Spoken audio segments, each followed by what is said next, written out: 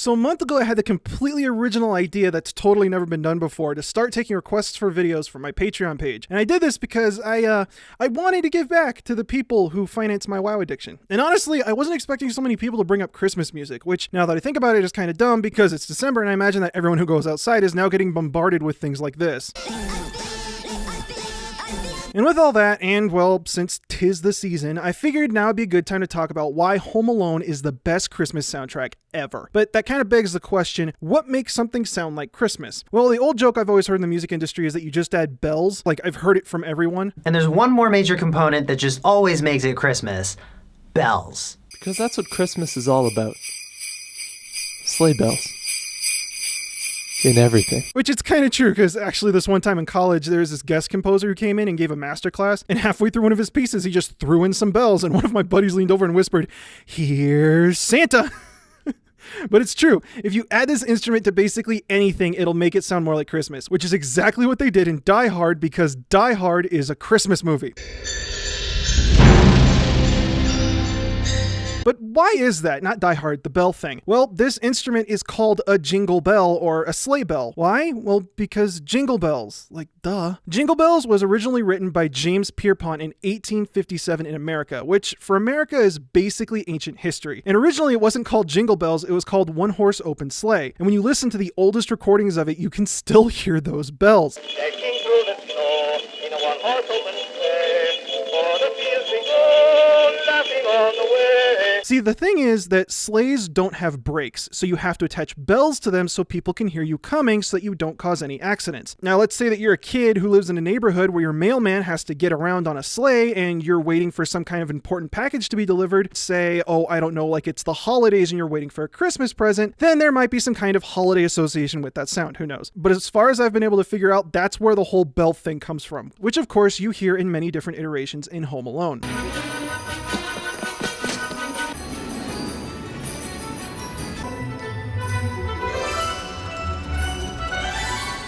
But if I wanted to go past the whole bell thing and had to nail it down to one hard and fast rule for writing Christmas music, at least for me, I think the secret to writing something that sounds like Christmas is nostalgia. Christmas is a holiday for the kids. The kids get the presents and Santa's got to work the midnight shift on the holidays. If that isn't some kind of metaphor, then I don't know what is. But Christmas is always about the kids, and when it isn't, it's all about reminding you of your childhood.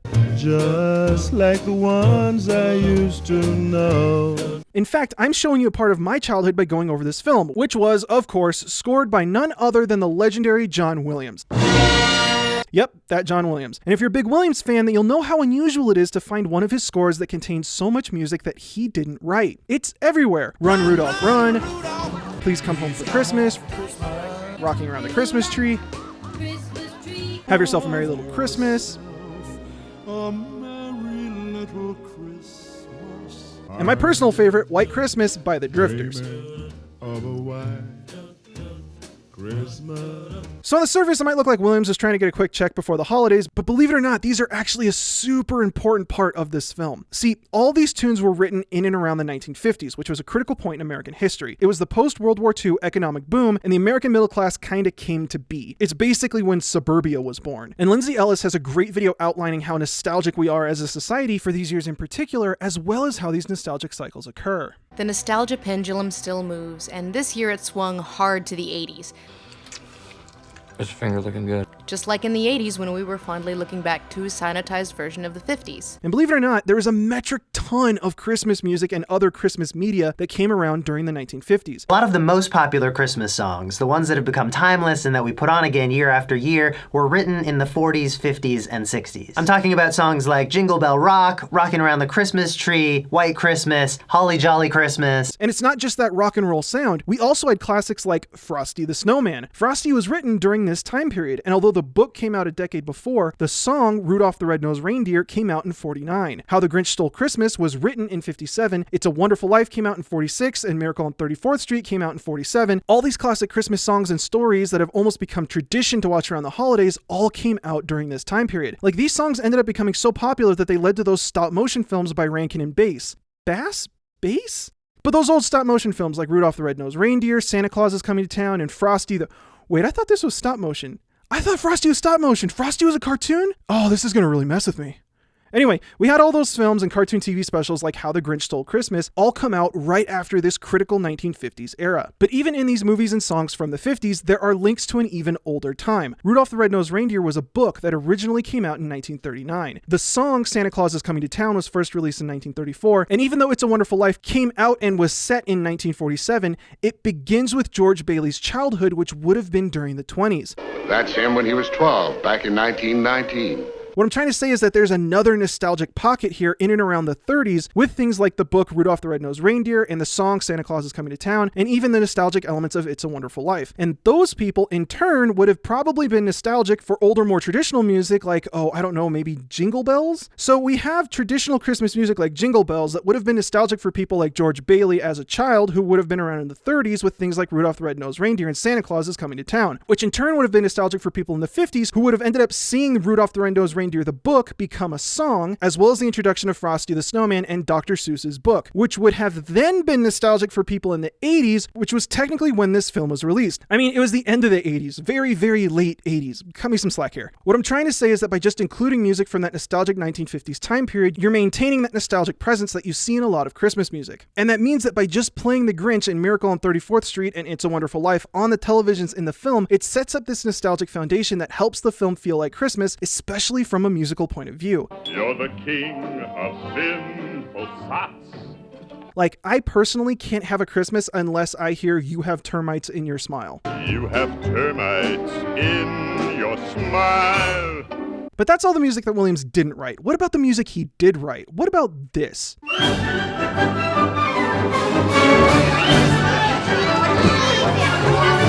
Well, if you can't tell that that's the Russian dance from the Nutcracker, then I quit. But the Nutcracker, oh boy, the Nutcracker. The Nutcracker is just, it is such a weird story. And I don't mean like a toy soldier that can break nuts with his teeth coming to life and fighting a bunch of mice. Like, yeah, that's a weird story. But I'm talking about how it made it to the States. Like, go ahead, take a guess, write it down, see if you get it right. Like, for starters, I've met a lot of musicians who don't like the Nutcracker, especially in the ivory towers of academia. I mean, I still love it. I listen to it every year. But someone who really didn't care for the Nutcracker was a guy by the name of Peter Ilyich Tchaikovsky, who just so happens to be the guy who wrote the Nutcracker. The opening night apparently bombed, and everything I've ever read says that Tchaikovsky was much happier with Sleeping Beauty than the Nutcracker. He apparently just really wasn't happy with how the Nutcracker turned out. So how did something that originally tanked at the box office, that the composer himself wasn't a huge fan of, end up being like the national anthem of Christmas? Well, you guessed it, World War II.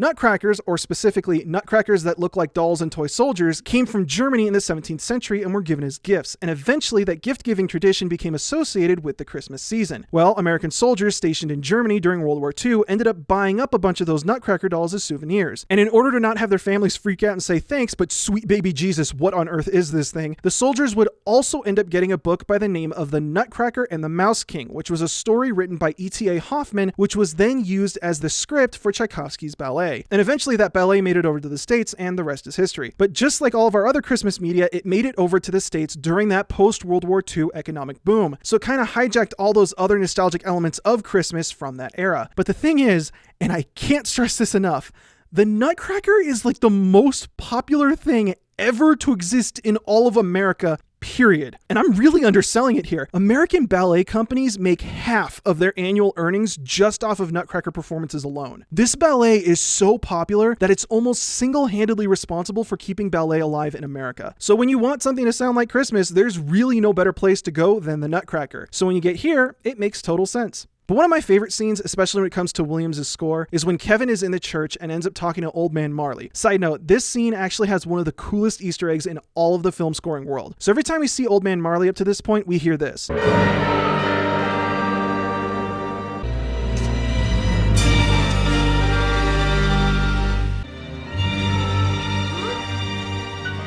This is the Dies Irae. It's an old Gregorian chant that's like 1,000 years old, and it's all about the end times and the day of wrath and stuff like that. But composers have cited this piece of music for hundreds of years in their compositions whenever they wanted to represent death. I think it's technically the most referenced piece of music in history for that very reason. Kill him.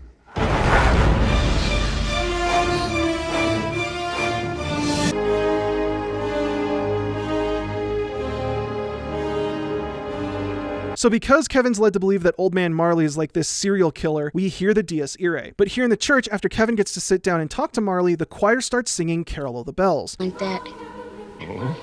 Yeah. I have a friend who got nailed because I was... Which has the exact same notes as the Dies Irae, just in a different context. Exactly like what you see happening between Kevin and Old Man Marley in this scene. It's really cool. But right before that, Williams does something really clever. When Kevin first walks into the church, we hear the choir singing O Holy Night, a Christmas carol.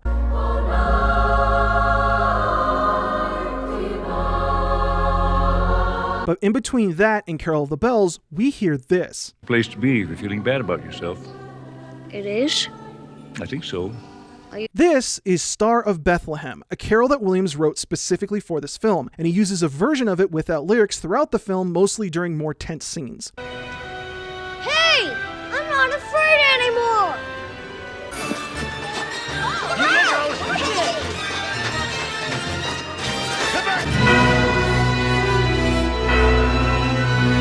But by sandwiching that carol in between O Holy Night and Carol of the Bells, your brain isn't really trying to figure out if it's an original Christmas carol or not based on the context, which really lends a hand to make it fit within that Christmas carol repertoire. And breaking Star of Bethlehem apart is really interesting. Like, there are no hard and fast rules for Christmas carols. They literally come from all over the planet over the course of thousands of years. People literally write dissertations on the history of these kinds of songs. But if I were to take a crack at it, I think what makes this tune so interesting is because it has this Aeolian or natural minor kind of sound, which as far as I know is kind of unusual for Christmas carols. In my experience, most aren't written in minor key signatures. And if you ever saw it, you would even say it close. But if I'm not mistaken, it's that natural minor sound that gives it that church mode kind of quality. And on top of that, Williams uses something called a Picardy third. It's when you end a phrase on a major chord even though you're in a minor key signature.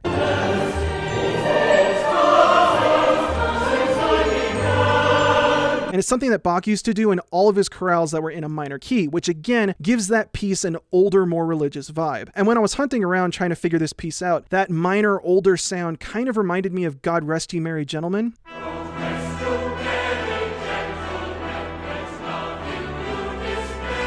After a little more digging, I realized that, at least to me, it sort of sounds like this old Christmas hymn that basically has no information on it called Watchman, Tell Us of the Night.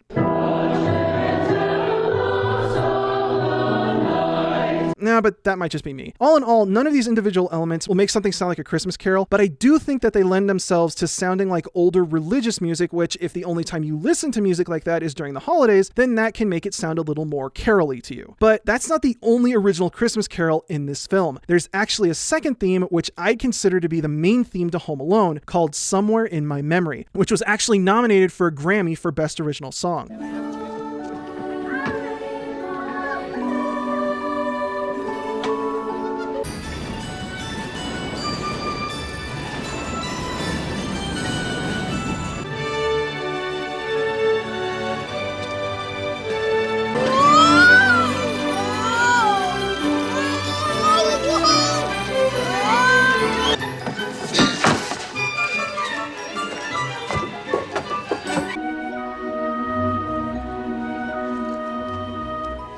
Merry Christmas, sweetheart.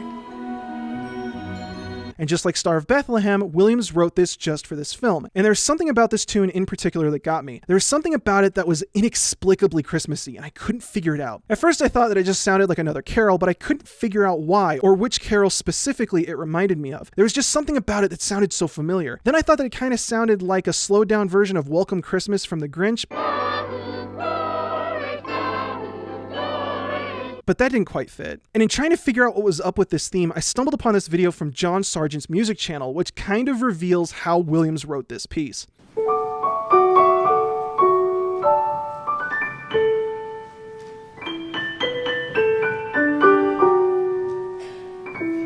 In case you missed it, the melody to the main theme for Home Alone fits perfectly as a counter melody to the Dance of the Reed Flutes from the Nutcracker. And believe it or not, there's actually some evidence that suggests that this might be how Williams writes some of his themes. For example, here's the Force theme and Rey's theme from Star Wars.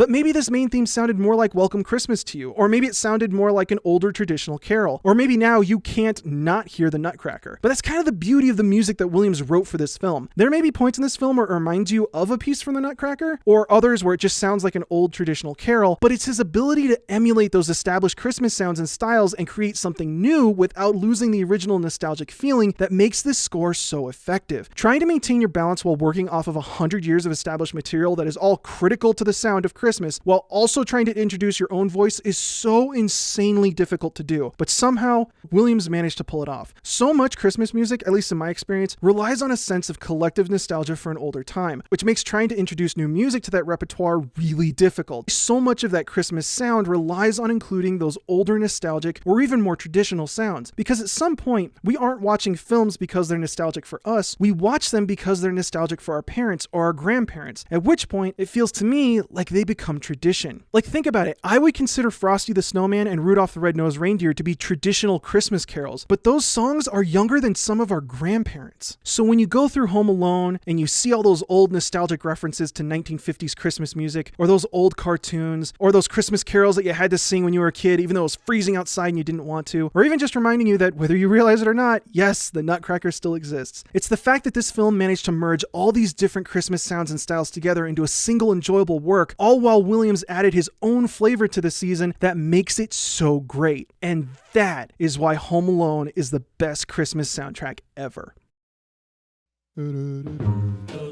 Thanks for watching. I'd like to thank my patrons for making these videos possible, with a very special thank you to Margaret Clark, Hayden Elza, Donovan Hodges, Andrew Luke, AFN Matt, Ethan Rooney, Karen Rosenau, Clara Tan, Billy Vasquez, and Who Am I? I'm starting to see why credits typically scroll. I'd also like to thank my patrons that requested this video, and yes, I am starting to take requests. I'm not exactly sure how I'm going to go about it. This was kind of a test month. We'll see how it goes. But looking at what some people have already suggested, it looks like it's going to be a lot of fun. Be sure to follow me on Twitter and Twitch, and if you like what you saw here, check out my other videos. And if you really like what I'm doing, consider supporting me on Patreon. But that's all I got for now. Thanks for watching. Thanks for a great year. Happy holidays and Merry Christmas.